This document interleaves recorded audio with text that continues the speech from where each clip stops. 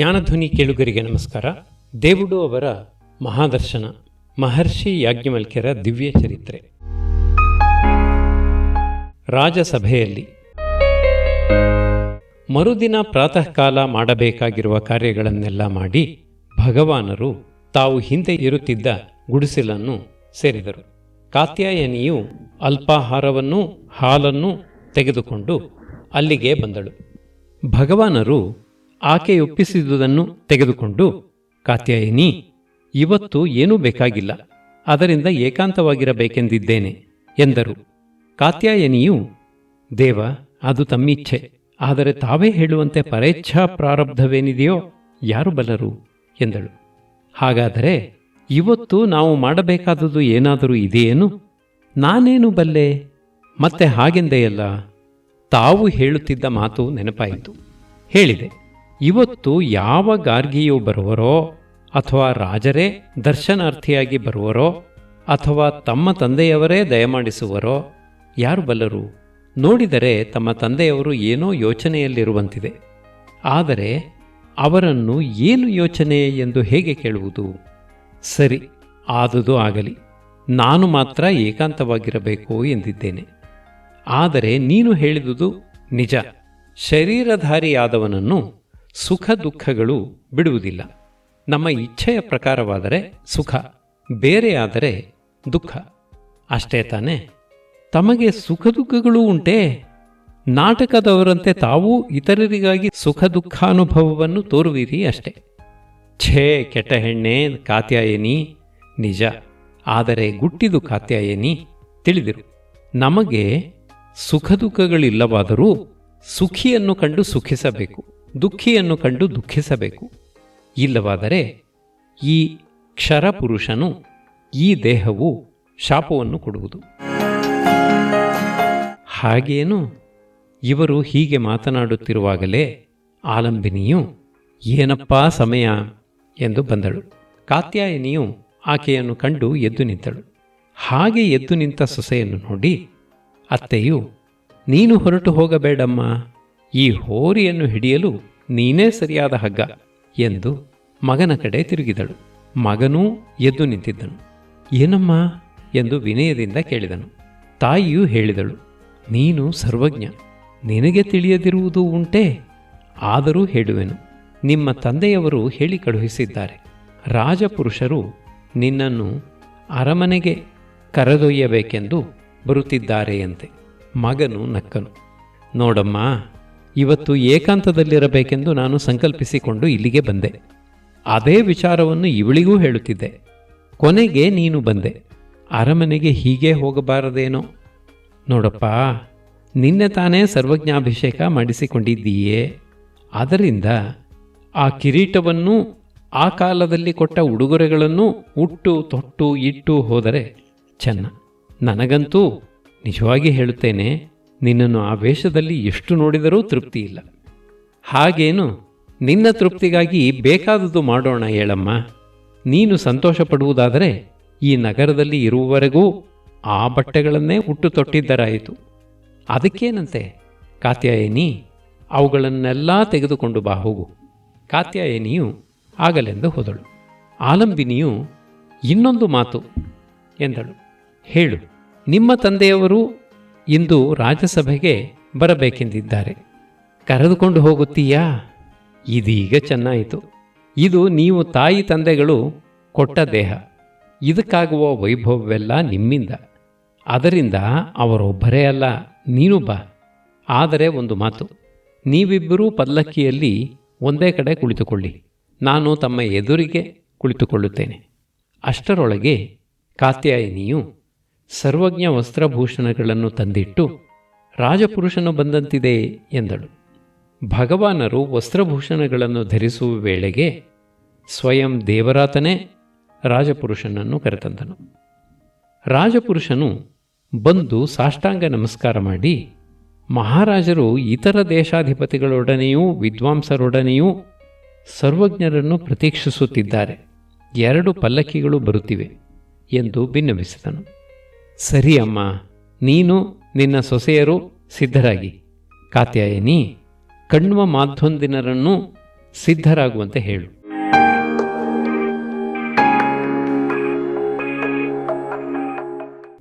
ಮಹಾರಾಜನು ಇತರ ದೇಶಾಧಿಪತಿಗಳು ವಿದ್ವಾಂಸರಾಗಿ ಸರ್ವಜ್ಞರನ್ನು ಆನೆಯ ಬಾಗಿಲಲ್ಲಿ ಎದುರುಗೊಂಡು ಕರೆದುಕೊಂಡು ಹೋದರು. ಸರ್ವಜ್ಞರಿಗೆ ಸಲ್ಲಬೇಕಾದ ಮರ್ಯಾದೆಗಳೆಲ್ಲವನ್ನೂ ಸಲ್ಲಿಸಿ ಎಲ್ಲರನ್ನೂ ಸ್ವಸ್ಥಾನದಲ್ಲಿ ಕುಳ್ಳಿರಿಸಿ ಮಹಾರಾಜನು ಕೈ ಮುಗಿದುಕೊಂಡು ವಿನೀತನಾಗಿ, ಏನಾದರೂ ಅಪ್ಪಣೆಯಾಗಬೇಕು, ನಾವೆಲ್ಲ ಕೇಳಿ ಕೃತಾರ್ಥರಾಗಿರಲು ಕಾದಿದ್ದೇವೆ ಎಂದು ಅರಿಕೆ ಮಾಡಿದನು. ಭಗವಾನರು ನಗುತ್ತಾ ಹೇಳಿದರು, ಇಂದು ನಾವು ವೃತ್ತಿಯನ್ನು ತಿರೋಧಾನ ಮಾಡಿ ಏಕಾಂತದಲ್ಲಿರಬೇಕೆಂದು ಇದ್ದೆವು. ಮಹಾರಾಜರ ಅಪ್ಪಣೆಯನ್ನು ಮೀರಲಾರದೆ ಇಲ್ಲಿಗೆ ಬಂದೆವು. ತಮ್ಮೆಲ್ಲರ ದರ್ಶನವಾಗಿ ಮನಸ್ಸು ಇನ್ನೂ ಸಂತುಷ್ಟವಾಗಿದೆ. ಅದರಿಂದ ತಾವು ಏನನ್ನಾದರೂ ಕೇಳಿ ಅದಕ್ಕೆ ಉತ್ತರವಾಗಿ ನಮಗೆ ತಿಳಿದುದನ್ನು ಹೇಳೋಣ. ಭಗವಾನರು ನೀರಾಜಿಯ ವಸ್ತ್ರವನ್ನು ತೊಟ್ಟಿದ್ದಾರೆ. ನೀರಾಜಿಯ ಉತ್ತರೀಯವನ್ನು ತಮ್ಮ ಕೃಷ್ಣಾಜಿನೋತ್ತರೀಯದ ಮೇಲೆ ಹೊದೆದಿದ್ದಾರೆ. ತಲೆಯ ಮೇಲೆ ರತ್ನಮಯವಾದ ಪಾಂಡಿತ್ಯ ಕಿರೀಟವು ಶೋಭಿಸುತ್ತಿದೆ. ಮುಂಗೈಯಲ್ಲಿ ರತ್ನಮಯವಾದ ಕಡಿಯವಿದೆ. ಬೆರಳುಗಳಲ್ಲಿ 3 ಅನರ್ಘ್ಯವಾದ ಉಂಗುರಗಳು. ನಿರಾಜಿಯ ವಸ್ತ್ರದ ಮೇಲೆ ರತ್ನಮಯವಾದ ಮೇಖಲೆ, ಕಾಲಲ್ಲಿ ರತ್ನಮಯವಾದ ಪೆಂಡಿಯ, ಕಾಲಿಗೆ ರತ್ನಮಯವಾದ ಪಾದುಕೆಗಳು. ನೋಡಿದರೆ ಆ ರತ್ನಗಳ ಕಾಂತಿಯಿಂದ ಅವರ ಮುಖವು ದೇದೀಪ್ಯಮಾನವಾಗಿರುವಂತಿದೆ. ಆದರೆ ನಿಜವಾಗಿ ನೋಡಿದರೆ ಅವರ ತೇಜಸ್ಸಿನಿಂದ ಈ ಸರ್ವವೂ ವ್ಯಾಪ್ಯವಾಗಿರುವಂತಿದೆ. ವೇಷಭೂಷಣಗಳಿಗೆ ಹೊಸ ಕಾಂತಿ ಬಂದಂತಿದೆ. ಎಲ್ಲರಿಗೂ ಆಶ್ಚರ್ಯವೆಂದರೆ ಮಹಾನದಿಯು ಮಹಾಪೂರದಲ್ಲಿ ಬಂದು ಸಮುದ್ರವನ್ನು ಸೇರಿದರೂ ಸಮುದ್ರವು ತನ್ನ ಪಾಡಿಗೆ ತಾನು ಇರುವಂತೆ ಸರ್ವಜ್ಞಾಭಿಷೇಕವು ಭಗವಾನರಲ್ಲಿ ಎಳ್ಳಷ್ಟೂ ವ್ಯತ್ಯಾಸ ಮಾಡಿಲ್ಲ. ಎಲ್ಲರೂ ಗಾರ್ಗಿಯವರನ್ನು ಏನಾದರೂ ಕೇಳಬೇಕೆಂದು ಸೂಚಿಸಿದರು. ಆಕೆಯು ವಿನಯದಿಂದ, ನಮ್ಮ ಆಟೋಪವೆಲ್ಲ ಮುಗಿಯಿತು, ಇನ್ನೇನಿದ್ದರೂ ಕೇಳುವುದು ಅಷ್ಟೆ. ನಮ್ಮ ಮಹಾರಾಜರು ಇತರರಂತಲ್ಲ, ವೇದೋಪನಿಷತ್ತುಗಳನ್ನು ಸಾಂಗವಾಗಿ ಬಲ್ಲವರು. ಅವರು ಕೇಳುವುದು, ಭಗವಾನರು ಹೇಳುವುದು ಸರಿ ಎಂದರು. ಸರ್ವಾನುಮತದಿಂದ ಮಹಾರಾಜರೇ ಎದ್ದರು, ಹೇಳಿದರು, ಭಗವಾನರು ಪ್ರಸನ್ನರಾಗಿ ನಮ್ಮ ಪ್ರಶ್ನಕ್ಕೆ ಉತ್ತರವನ್ನು ಹೇಳಲಿ. ಮನುಷ್ಯನು ಯಾವ ಜಾತಿಯಿಂದ ತನ್ನ ಕಾರ್ಯಗಳನ್ನು ಮಾಡುವನು? ಪ್ರಶ್ನವು ಬಹಳ ಚೆನ್ನಾಗಿದೆ. ಮನುಷ್ಯನು ಯಾವ ಜಾತಿಯಿಂದ ತನ್ನ ಕಾರ್ಯಗಳನ್ನು ಮಾಡುವನು? ಅರಸರೇ, ಮನುಷ್ಯನೇನು, ಪ್ರಾಣಿಜಾತವೆಲ್ಲವೂ ಆದಿತ್ಯನೆಂಬ ತೇಜಸ್ಸಿನಿಂದ ಪ್ರಚೋದಿತವಾಗಿ ತನ್ನ ಕಾರ್ಯವನ್ನೆಲ್ಲ ಮಾಡುವುದು. ಆದಿತ್ಯನು ತನ್ನ ಕಿರಣಗಳ ಮೂಲಕ ಸರ್ವವನ್ನೂ ಸೃಜಿಸುವನು, ಸರ್ವವನ್ನೂ ಸ್ಥಿತಿಯಲ್ಲಿ ಕಾಪಾಡುವನು, ಸರ್ವವನ್ನೂ ಲಯ ಮಾಡಿ ತನ್ನಲ್ಲಿ ಉಪಸಂಹಾರ ಮಾಡಿಕೊಳ್ಳುವನು. ಸುಖನಿದ್ರೆಯಲ್ಲಿ ಮಲಗಿದ್ದ ಪುರುಷನನ್ನು ಜಾಗೃತಿಗೆ ತರುವುದು ಆತನ ಕಿರಣವು. ಪುರುಷನ ಹೃದಯವನ್ನು ಪ್ರವೇಶಿಸಿ ನಾನಾ ವಿಧ ವ್ಯಾಪಾರಗಳಿಗೆ ಕಾರಣವಾಗುವವನು ಆದಿತ್ಯನು. ಒಂದು ರೂಪದಿಂದ ತಪನ ಮಾಡಿ ಇನ್ನೊಂದು ರೂಪದಿಂದ ವರ್ಷವನ್ನು ಕರೆದು ಅನ್ನಕಾರಣನಾಗುವವರೆಗೂ ಅವನೇ. ಅನ್ನಾದನಾಗಿ ದೇಹದಲ್ಲಿ ಕುಳಿತು ಎಲ್ಲವನ್ನೂ ಜೀರ್ಣಿಸುವವನೂ ಅವನೇ. ಅದರಿಂದ ಸೃಷ್ಟಿಗೆ ಬಂದಿರುವ ಭೂತಜಾತವೆಲ್ಲವೂ ತನ್ನ ಸರ್ವಕಾರ್ಯಗಳಿಗೂ ಆದಿತ್ಯನಿಗೆ ಋಣಿಯು. ಆದಿತ್ಯನಿಲ್ಲದಿದ್ದರೆ ಯಾರು ತಾನೇ ಏನು ಮಾಡುವುದಕ್ಕಾದೀತು? ರಾತ್ರಿಯ ಹೊತ್ತು ಆದಿತ್ಯನಿರುವುದಿಲ್ಲ ಅಲ್ಲವೇ? ಹೌದು, ಆತನು ಆಗ ದೇಶಾಂತರದಲ್ಲಿ ಕಾಣುವನು ಎಂದು ಶ್ರುತಿಯು ಹೇಳುತ್ತದೆ. ಆತನು ಕಣ್ಣಿಗೆ ಕಾಣದಿರುವಾಗಲೂ ಆತನ ಕಿರಣಗಳು ಇದ್ದೇ ಇರುವುವು. ಆದರೂ ಆತನು ರಾತ್ರಿಯ ಹೊತ್ತು ಇರುವುದಿಲ್ಲ ಎಂದು ಲೋಕಪ್ರಸಿದ್ಧಿ. ಈಗ ಚಂದ್ರನು ಜ್ಯೋತಿಯಾಗಿ ಎಲ್ಲರಿಂದಲೂ ಕೆಲಸ ಮಾಡಿಸುವನು.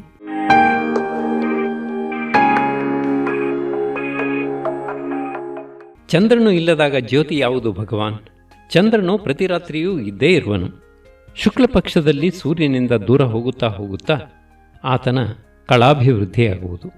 ಕೃಷ್ಣ ಪಕ್ಷದಲ್ಲಿ ಆತನು ತನ್ನ ಕಳೆಗಳಲ್ಲಿ ಒಂದೊಂದು ಗಿಡಕ್ಕೆ ಒಂದೊಂದರಂತೆ ದೇವತೆಗಳಿಗೆ ಕೊಟ್ಟು ಇನ್ನೊಂದು ಕಳೆ ಉಳಿದಿರುವುದು ಎನ್ನುವಾಗ ಸೂರ್ಯನನ್ನು ಪ್ರವೇಶಿಸುವನು. ಅಂದಿನಿಂದ ತಮ್ಮ ಕೆಳೆಯರನ್ನೆಲ್ಲ ಪಡೆದುಕೊಂಡು ದಿನಕ್ಕೊಂದರಂತೆ ಹೆಚ್ಚಿಸಿಕೊಳ್ಳುತ್ತಾ ಹೋಗುವನು.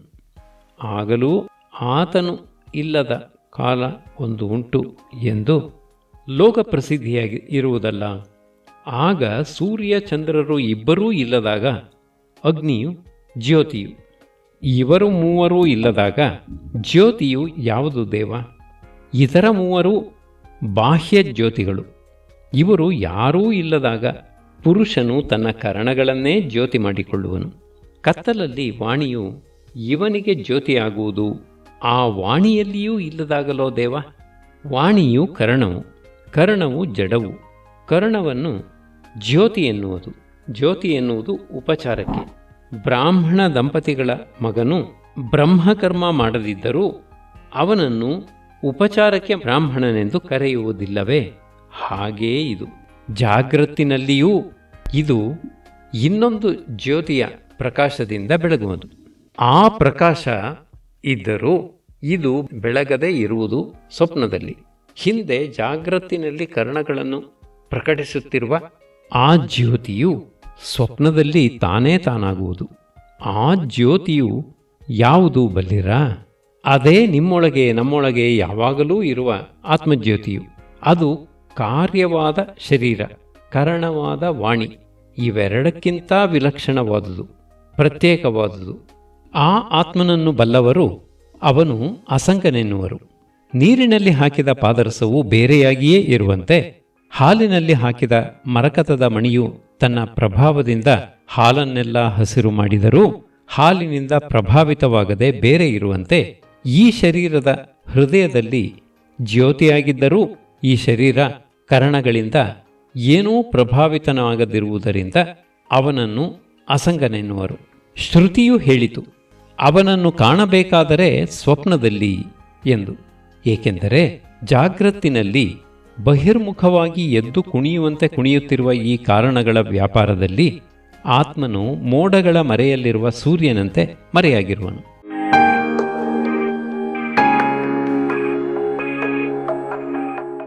ಸುಷುಪ್ತಿಯಲ್ಲಿ ತಾನೇ ತಾನಾಗಿರುವುದರಿಂದ ಅವನಿಗೆ ಅರಿವಿಗೆ ಸಾಧನವಾದ ಬುದ್ಧಿಯೂ ತೂಷ್ಣೀಂ ಇರುವುದರಿಂದ ಆಗ ಆತನನ್ನು ತಿಳಿದೆನೆನ್ನುವುದು ಹೇಗೆ? ತಿಳಿಯಲಿಲ್ಲವೆನ್ನುವುದು ಹೇಗೆ?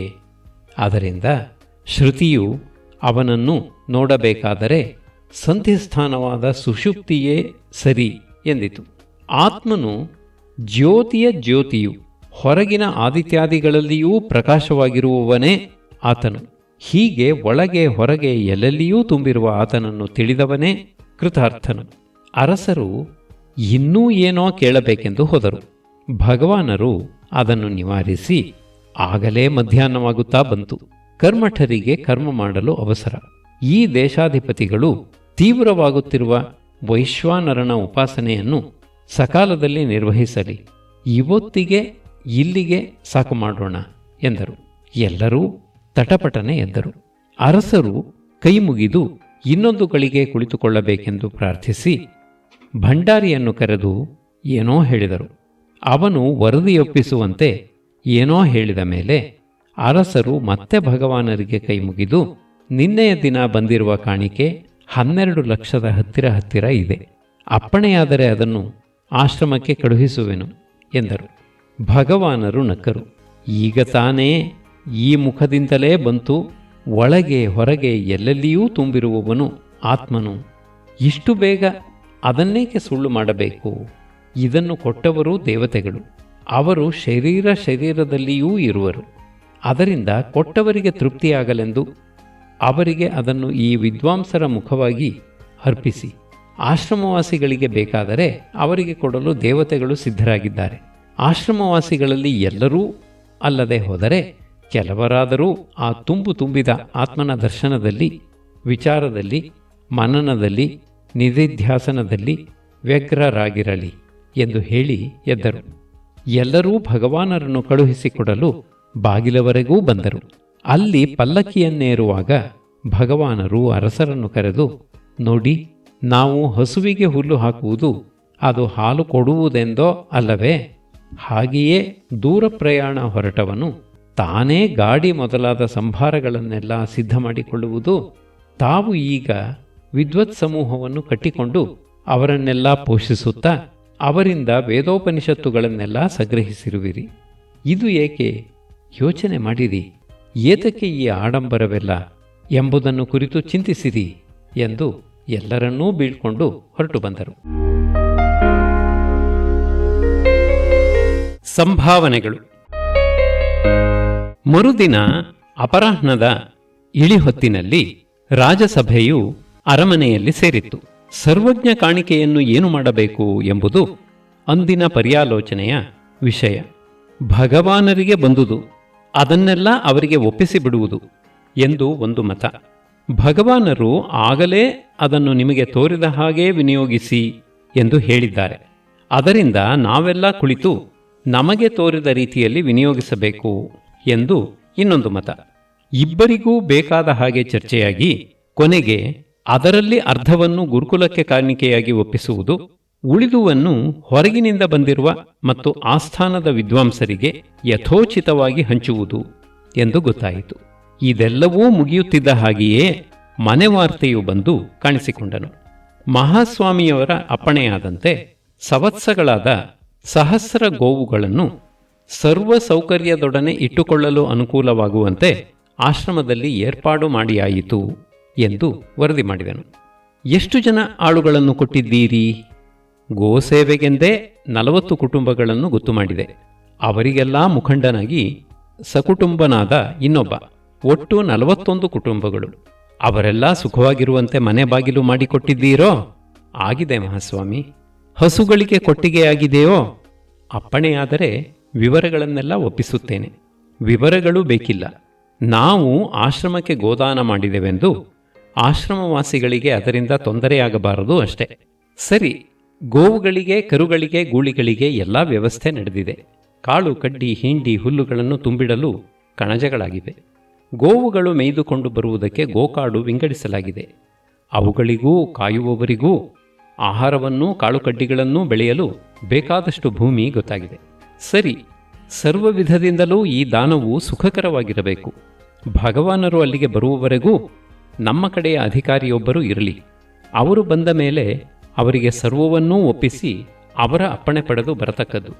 ಅಪ್ಪಣೆ ಭಗವಾನರು ಆಶ್ರಮಕ್ಕೆ ಯಾವಾಗ ದಯಮಾಡಿಸುವರಂತೆ? ಅದಿನ್ನೂ ಸ್ಪಷ್ಟವಾಗಿ ಗೊತ್ತಾಗಿಲ್ಲ. ಭಗವತಿಯವರು ಹೊರಟು ಹೋದರೆ ನೋಡಿ. ಇಲ್ಲ ಮಹಾಸ್ವಾಮಿ, ಅವರೇ ಇತ್ತ ಕಡೆ ಬರುತ್ತಿರುವರು. ಜೊತೆಯಲ್ಲಿ ರಾಜಪುರೋಹಿತರೂ ಬರುವಂತಿದೆ. ಭಗವತಿಯವರಿಗೂ ಅಶ್ವಲರಿಗೂ ದಾರಿ ಕೊಟ್ಟು ಮನೆ ವಾರ್ತೆಯು ಅತ್ತ ಸೇರಿದನು. ರಾಜರು ಎದ್ದು ಅವರನ್ನು ಬರಮಾಡಿಕೊಂಡರು.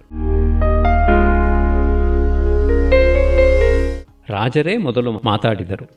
ಜ್ಞಾನಸತ್ರವು ಆರಂಭವಾದಂದಿನಿಂದಲೂ ತಮ್ಮಿಬ್ಬರಲ್ಲಿ ಯಾರನ್ನೂ ಪ್ರತ್ಯೇಕವಾಗಿ ನೋಡಲಾಗಲಿಲ್ಲ. ಕೋಪವಿಲ್ಲವಷ್ಟೇ.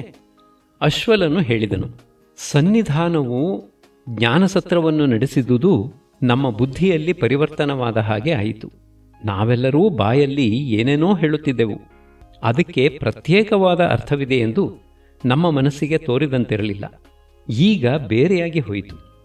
ಗಾರ್ಗಿಯು ಹೇಳಿದಳು, ನಾವೆಲ್ಲ ಬ್ರಹ್ಮವಾದಿಗಳು. ಆದರೂ ಅದೇನಾಗಿತ್ತೋ ಏನೋ, ಬ್ರಹ್ಮವು ಪರಿಪೂರ್ಣ ಎಂದು ಬಾಯಲ್ಲಿ ಹೇಳುತ್ತಾ ಬಹಿರ್ಮುಖವಾಗಿಯೇ ಇರುತ್ತಿದ್ದೆವು. ನಮ್ಮದಿರಲಿ ಉದ್ದಾಲಕ ಆರುಣಿಗಳು, ಉಶಸ್ಥರು, ಕಹೋಲರು ಇವರೆಲ್ಲರೂ ಪ್ರಖ್ಯಾತರಾದವರು.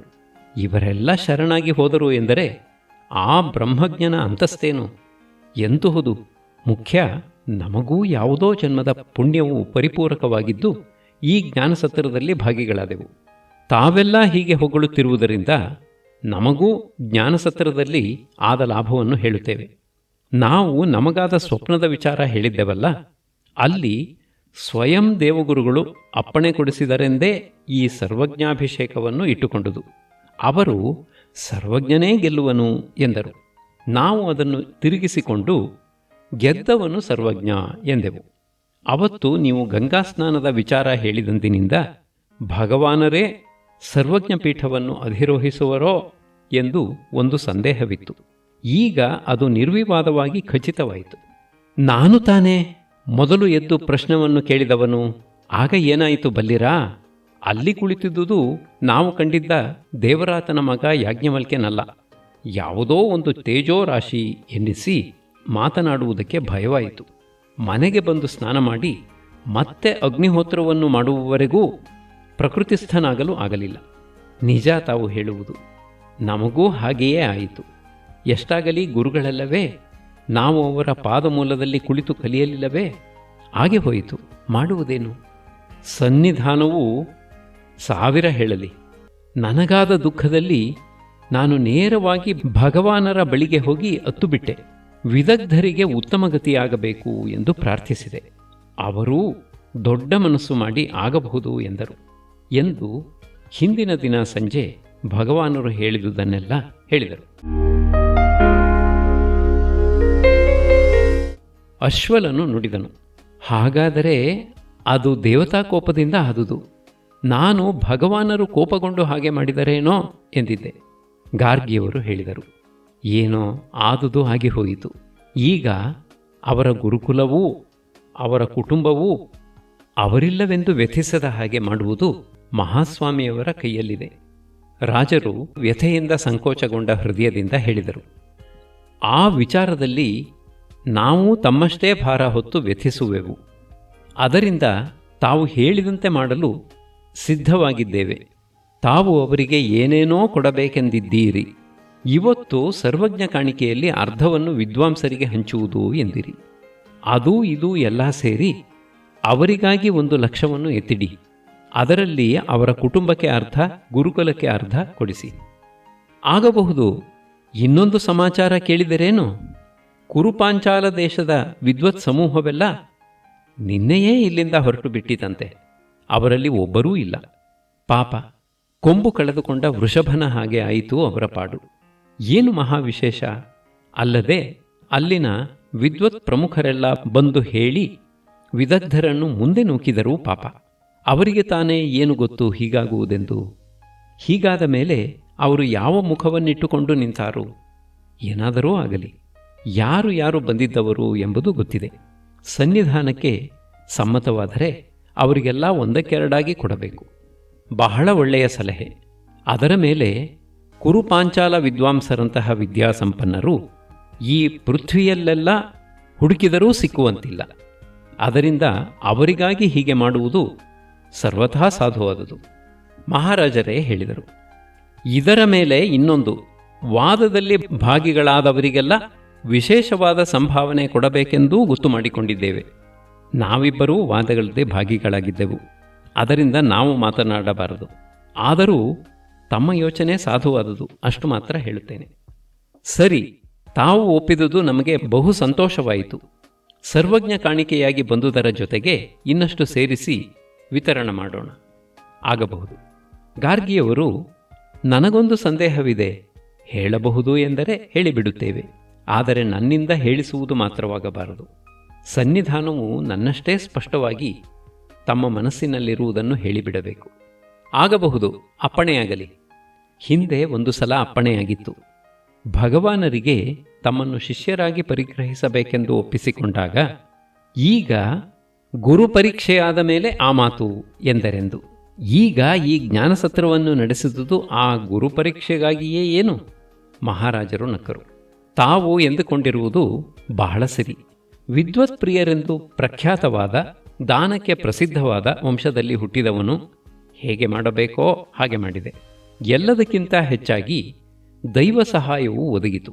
ವಿದಗ್ಧರ ಮರಣವೊಂದು ಬಿಟ್ಟು ಇನ್ನು ಎಲ್ಲ ವಿಧದಲ್ಲೂ ಜ್ಞಾನಸತ್ರವು ಸುಸೂತ್ರವಾಗಿ ಯಥೋಚಿತವಾಗಿ ನಡೆಯಿತು ಎಂದು ನನ್ನ ನಂಬಿಕೆ. ಆದರೆ ತಾವು ನೋಡಿದವರು ಈ ವಿಷಯವನ್ನು ಹೇಳಬೇಕು. ಅಶ್ವಲನು ಹೇಳಿದನು, ಹಿಂದಿನ ಮಹಾರಾಜರ ಇಚ್ಛೆಯು ಈಡೇರಿತು. ನಮ್ಮ ವಿದೇಹದಲ್ಲಿ ಕುರುಪಾಂಚಾಲ ವಿದ್ವಾಂಸರನ್ನು ಮೀರಿಸುವ ವಿದ್ವಾಂಸನಾಗಬೇಕೆಂದು ಅವರ ಕನಸು. ಅವರೇನಾದರೂ ಈ ಜ್ಞಾನಸತ್ರದಲ್ಲಿದ್ದು ಈ ಸರ್ವಜ್ಞಾಭಿಷೇಕವನ್ನು ನೋಡಿದ್ದರೆ ಎಷ್ಟು ಸಂತೋಷಪಡುತ್ತಿದ್ದರೋ. ಅಷ್ಟೇನು, ಸನ್ನಿಧಾನವು ಆ ಕಿರೀಟವನ್ನು ಭಗವಾನರ ತಲೆಯ ಮೇಲಿಟ್ಟಾಗ ನನಗಂತೂ ಒಂದು ಗಳಿಗೆ ಹಿಂದಿನ ಮಹಾರಾಜರು ತಮ್ಮಲ್ಲಿ ಆವಾಹನೆಯಾಗಿದ್ದಂತೆ ತೋರುತ್ತಿತ್ತು. ಭಗವಾನರು ಸಾಮಾನ್ಯರಲ್ಲ. ಅವರು ಅಲ್ಲಿ ಕುಳಿತಿದ್ದರೆ ಏನೋ ದಿವ್ಯ ತೇಜಸ್ಸೊಂದನ್ನು ಹಿಡಿದು ಪುರುಷ ವಿಗ್ರಹವಾಗಿ ಎರಕ ಹೊಯ್ದಂತಿತ್ತು. ಅಬ್ಬಾ, ಆ ದೃಶ್ಯವನ್ನು ನೆನೆಸಿಕೊಂಡರೆ ಈಗಲೂ ಮೈ ಜುಮ್ಮೆನ್ನುತ್ತದೆ. ಅಶ್ವಲನು ಮತ್ತೆ ಹೇಳಿದನು, ಬುಡಿಲರು ಹಿಂದೆ ಹೇಳುತ್ತಿದ್ದರು, ಅದು ತಪೋಲೋಕದಿಂದ ಲೋಕೋದ್ಧಾರಕ್ಕಾಗಿ ಬಂದ ವ್ಯಕ್ತಿಯಯ್ಯ, ಮುಂದೆ ಆತನಿಂದ ಏನೇನೋ ಆಗಬೇಕೋ ನೋಡುತ್ತೀರಿ ಎನ್ನುತ್ತಿದ್ದರು. ಸಾಲದೆ ಅವನು ಅತಿ ಪಿತನಯ್ಯ, ಅತಿ ಪಿತಾಮಹನಯ್ಯ ಎಂದು ಹೇಳುತ್ತಿದ್ದರು. ಆದರೆ ನಾವು ಯಾರೂ ಆ ಹುಡುಗ ಯಾಜ್ಞವಲ್ಕ್ಯ ಹೀಗೆ ಭಗವಾನರಾಗಿ ಸರ್ವಜ್ಞರಾಗುತ್ತಾರೆ ಎಂದುಕೊಂಡಿರಲಿಲ್ಲ. ಈಗ ಆ ಮಹಾಪುರುಷನ ಆಶ್ರಮ ಗಂಗಾಸಾಗರದಂತೆ ಯಾತ್ರಾಭೂಮಿಯಾಗಿ ಹೋಯಿತು. ಇದು ದೇಶ ವಿದೇಶಗಳ ಅಧಿಪತಿಗಳ ಸಮಕ್ಷಮದಲ್ಲಿ ವಿದ್ವಾಂಸರ ಸಮ್ಮುಖದಲ್ಲಿ ನಡೆದುದು ಇನ್ನೂ ಚೆನ್ನಾಯಿತು. ಆಯಿತು, ಗುರುಪರೀಕ್ಷೆ ಆಯಿತು. ಈಗ ಸನ್ನಿಧಾನವೂ ಮಾಡಬೇಕೆಂದಿರುವುದು ಏನು? ಏನೇನು ಭಗವತಿಯವರು ಏನು ಹೇಳಿದರೆ ಅದು.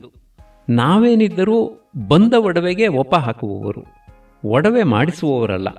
ಸನ್ನಿಧಾನವು ಏನು ಏನು ಮಾಡಬೇಕೆಂದಿರುವುದನ್ನು ಹೇಳಿದರೆ ಅದನ್ನೇ ಹಿಡಿದು ಹೀಗೆ ಮಾಡಿ, ಹೀಗೆ ಮಾಡಬೇಡಿ ಎಂದು ನಾವು ಹೇಳುವವರು. ಅದರಿಂದ ಮೊದಲು ಅಲ್ಲಿಂದ ಅಪ್ಪಣೆಯಾಗಬೇಕು.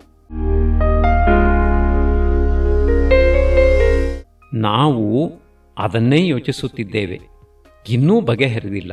ಭಗವಾನರನ್ನು ಇನ್ನಷ್ಟು ದಿವಸ ಇಲ್ಲಿಯೇ ನಿಲ್ಲಿಸಿಕೊಂಡಿದ್ದು ಈ ದೇಶ ವಿದೇಶಗಳ ಅಧಿಪತಿಗಳ ಸನ್ನಿಧಾನದಲ್ಲಿ ಅವರ ಸೇವೆಗೆ ಈ ವಿದೇಹ ರಾಜ್ಯವನ್ನೂ ನಮ್ಮನ್ನೂ ಒಪ್ಪಿಸಿಕೊಳ್ಳುವುದೆಂದೂ ಒಂದು ಮನಸ್ಸು. ಎಲ್ಲ ಏನಿದ್ದರೂ ಬ್ರಹ್ಮವಿದ್ಯೆಯು ಗುರು ಶಿಷ್ಯರಿಗೆ ಮಾತ್ರ ಸಂಬಂಧಪಟ್ಟುದು. ಅದರಿಂದ ಭಗವಾನರನ್ನು ಏಕಾಂತದಲ್ಲಿ ಕಂಡು ಅವರಿಂದ ಉಪದೇಶ ಹೊಂದಬೇಕು ಎಂದು ಇನ್ನೊಂದು ಮನಸ್ಸು.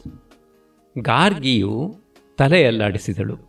ಒಂದನೆಯದಾಗಿ ತಾವು ಈ ರಾಷ್ಟ್ರಾಧಿಪತಿಗಳ ಸಮ್ಮುಖದಲ್ಲಿ ರಾಜ್ಯದಾನ ಮಾಡುವುದು ಸರಿ, ಆದರೆ ಅದಕ್ಕೆ ಭಗವಾನರು ಒಪ್ಪುವರು ಎಂಬ ನಂಬಿಕೆ ನನಗಿಲ್ಲ.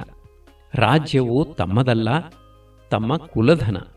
ಇರುವವರೆಗೂ ರಾಜ್ಯಾಡಳಿತವೆಂಬ ಬೆಲೆಯನ್ನು ಕೊಟ್ಟು ಸನ್ನಿಧಾನವು ಅನುಭವಿಸಬಹುದಲ್ಲದೆ ತಾವು ದಾನ ಮಾಡಬಹುದು ಎಂದು ನನಗೆ ಎನ್ನಿಸುವುದಿಲ್ಲ.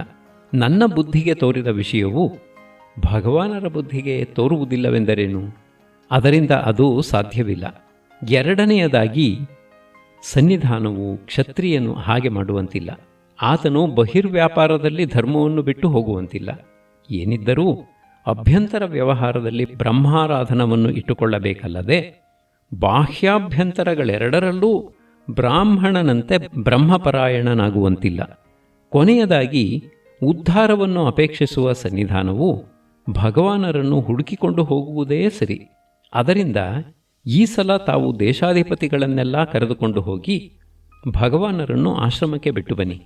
ಶುಭವಾದ ತಿಥಿವಾರಗಳನ್ನು ನೋಡಿಕೊಂಡು ಶಾಸ್ತ್ರದಲ್ಲಿ ಹೇಳಿರುವಂತೆ ತಾವು ಸಮಿತ್ಪಾಣಿಗಳಾಗಿ ಅವರನ್ನು ಆಶ್ರಯಿಸಿ. ಅವರು ತಮ್ಮನ್ನು ತಪ್ಪದೆ ಅನುಗ್ರಹಿಸುವರು. ಅರಸನು ಅಶ್ವಲನ ಮುಖವನ್ನು ನೋಡಿದನು. ಅಶ್ವಲನು ಭಗವತಿಯವರು ಅಪ್ಪಣೆ ಕೊಡಿಸಿದುದು ಸರಿ ಎಂದು ತೋರುತ್ತದೆ. ಶಾಸ್ತ್ರದ ದೃಷ್ಟಿಯಿಂದ ಹಾಗೆ ಮಾಡುವುದು ಶ್ರೇಯಸ್ಕರ. ಬ್ರಹ್ಮಬೋಧವನ್ನು ಪಡೆದುಕೊಳ್ಳುವುದು ಅದು ಆತ್ಮೋದ್ಧಾರದ ವಿಷಯ. ರಾಜ್ಯದ ವಿಷಯದಲ್ಲಿ ಮಾತ್ರ ಇದು ಖಂಡಿತವಾಗಿಯೂ ಸ್ವಂತ ವಿಚಾರವಲ್ಲ. ಇದನ್ನು ದಾನ ಮಾಡುವಂತಿಲ್ಲ.